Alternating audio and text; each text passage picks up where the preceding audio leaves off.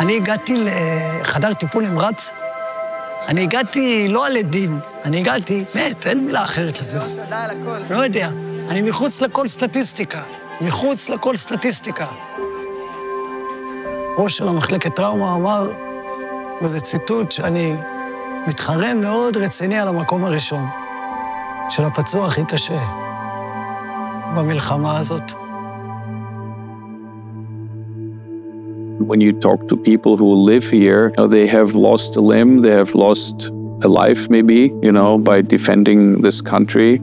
And then the question is, why? Is it worth the price? מי הכין אותי לדבר הזה? אף אחד. אתה לא חושב על זה. וזאת כאפה רצינית.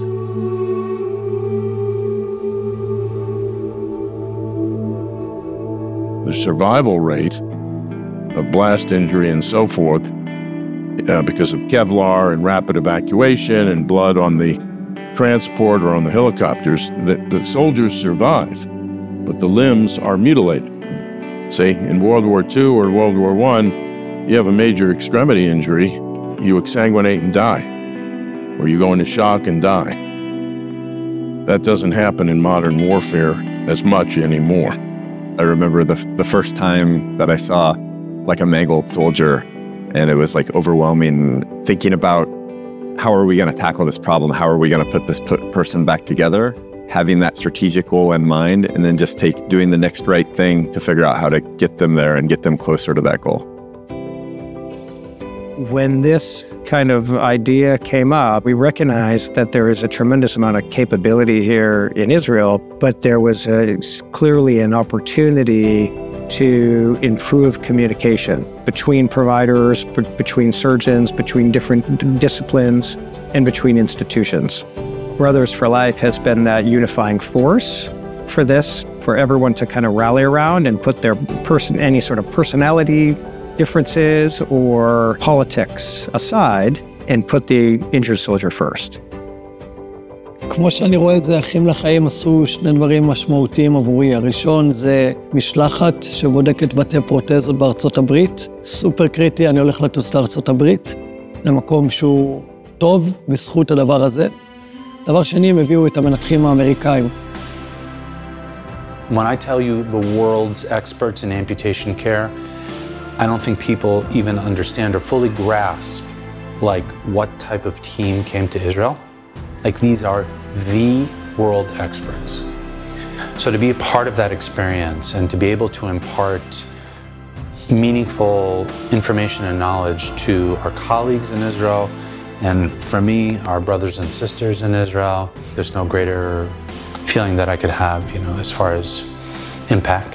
אנחנו הולכים לנתח על גופות את הניתוחים שאנחנו עושים, בעצם ללמד מהבסיס גם קטיעה מתחת לברך, גם קטיעה מעל הברך, וגם ניתוח שבוצע בישראל ממש פעמיים בודדות. There needed to be equal representation of Israeli expertise as international expertise, right? This has to truly be a partnership.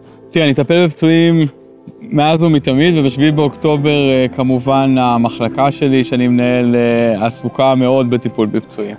ונתקענו בהמון מצבים של קטיעות וכאבים משמעותיים, שלפעמים לקחו גם את היכולות שלנו לקצה.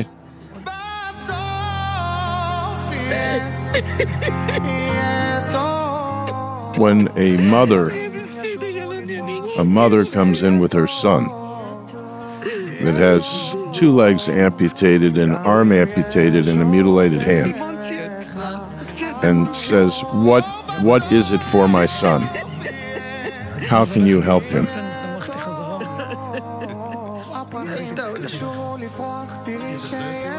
Do you have any idea how rewarding that is for us? Because where would this patient be? Not that we're great. That's not what I'm trying to tell you. But the mother's sitting there going, I am at peace knowing that there's a plan for my son.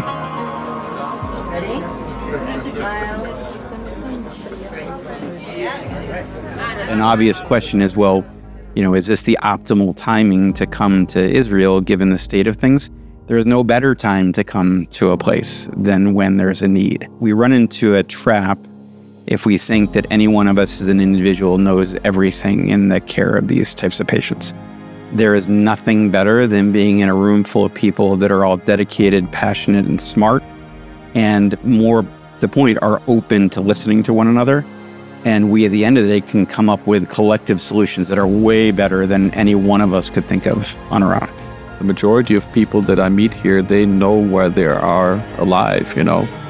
And it may be because this country has a constant threat from, you know, the surrounding borders, but I think it's beyond that, you know. There is a spiritual dimension in this country that is not present in Europe as the way I have noticed it. If you go through the history, you know, they have paid a price. Yeah, there's always, you know, the anti-Semitism since, you know, the centuries. אנשים מסתכלים ואומרים, איזה נס, נשארת בחיים. תגיד תודה. ווואלה, האנשים האלה שנפצעים, שחוטפים חזק, כל מידה של פציעה, ואני מדבר גם על פוסט-טראומה. זה חרא לא נורמלי. קטיעה ברגל, קטיעה ביד, קטיעות מרובות, כל דבר, זה חרא לא נורמלי. אני לא בא ליפייף. זה אחת הסיבות שאני פה מדבר. שאנשים יבינו שזה מאבק, שזה לא קל, ושכל מי שעבר כזה דבר הוא באמת גיבור, לא סתם, לא משנה מה קרה לו. וזה מה שאני אומר, שהמטרה שלי זה להגיע למצב שאני אומר, מזל שהצילו אותי. הייתי חותם בשמחה. I think Israel has to be very, very proud of these young people. You know, I'm almost 70, and this guy was 22, with 3 limbs missing and a bad hand. Smiling, positive. You have to really think about the power of that. And that's why we're here.